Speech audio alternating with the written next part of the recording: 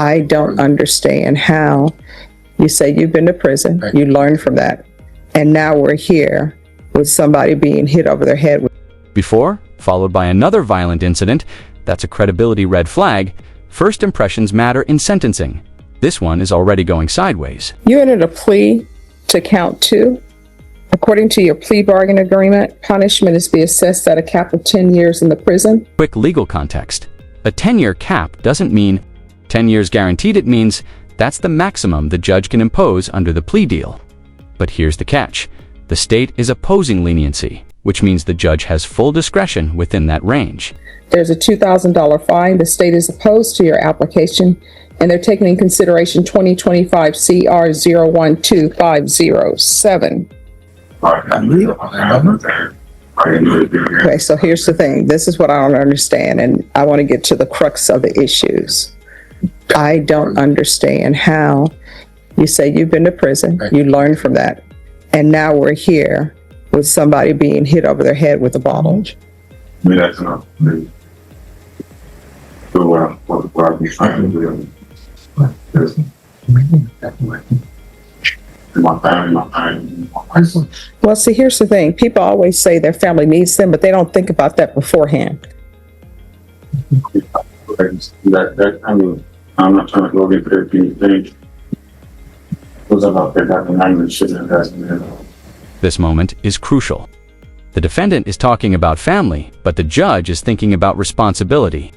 Let me ask you, should family hardship excuse repeat violence, or does it make the choices even worse? Do everything that should have anything that ever happened, like off camera where nobody has seen. I'm doing all this time, nobody was walking away from that is very important and different. That's never happened. Right. State, any questions? Mr. Gonzalez, you would agree that you've been on probation.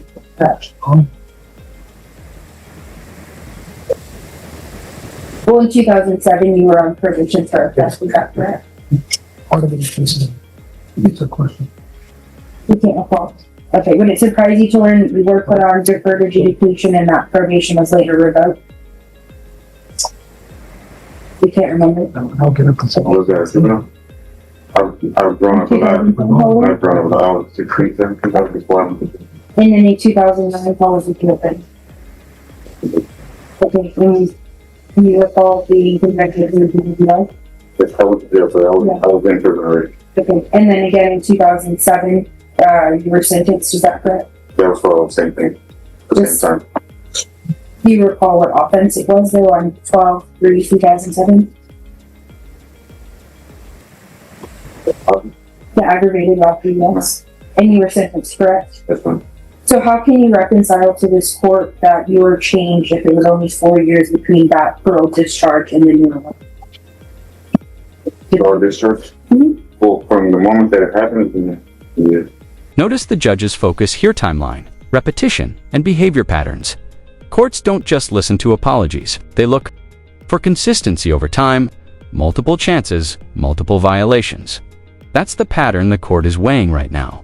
I don't know that from the time that it discharged, there's some things. Before I went into prison, I was 19, and I was a kid still. And whatever that I went through, I grew up, and I'm not that same person anymore. I'm an adult. I understand everything that's going on, and that's why I try to stay away from the problems. I'm just trying to build my life and build a family, and that's it. I never want to be in this courtroom. I never imagined myself being here again ever in my life. It makes me sick. If you are here again, correct? Yes, ma'am. No further questions, right? All right, any other witnesses? All right, the court will hear argument. State. Your Honor, we'd be asking for you to sentence for 10 years and deny the defendant's application. He's already taken a trip to TDC for a violent offense. It was paroled 4 years prior to the same offense, so because of his history, and then he chose the underlying offense. Defense. Your Honor, the aggravated offense that he had occurred in 2007. He was 19 years old. Police name, a large amount of time, locked up, and all of these necessities are all he was in with So he did well on parole and did well. So 4 years in probation, if this case happened. As the court knows, it was a lot of things going on at that bar. It was bad that they did. This is a valid evidence, but honestly, those he's changed from the moment. So this was, if he was a prison, that's inaccurate. It's true. This particular night, though, things are out of control. And This delay is never a good sign for the defense. When a judge asks for more time and wants to rewatch video A, usually means they're wrestling with doubt, and doubt in a violent case. That cuts deep. all the way around and made a bad decision. I understand that with what's in a difficult position, and making a good decision to make, I feel comfortable that they're letting the court know that he's been reliable, he's been trustworthy, he's done what he said he's supposed to do while he's been on this monitor lately.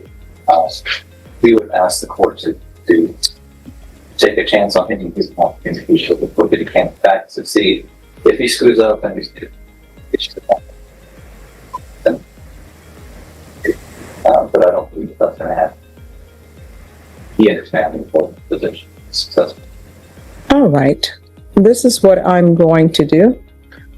I'm going to have you come back here tomorrow at 9. Attorney, you need to be here exactly at 9. And at that time, I'll give you my decision. All right. Thank you. Ms. Ferguson, if you can give them a reset form for 9. Thank you. So that all parties are aware, I wanted to re-watch the video that was already stipulated to and that was a part of the evidence. So from watching the video, I want to know what happened outside. Well, because there's no video outside. Correct. So everyone is outside, and then all of a sudden, there is something that happens, and everybody's angry, and there's a fight that happens inside. Have you had a chance to watch this recently? No.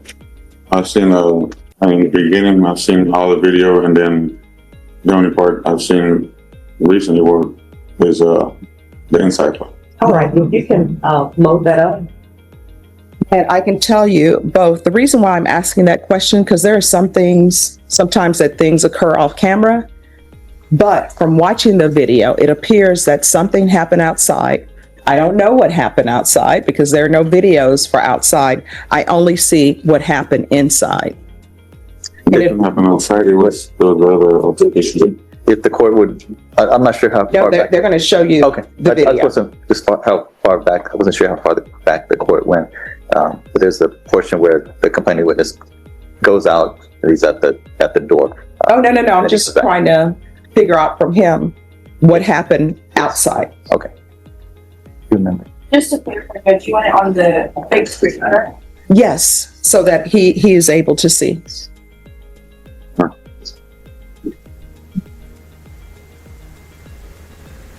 Because for the court, the stipulations, they're slightly convoluted because there was a lot that was happening at this bar.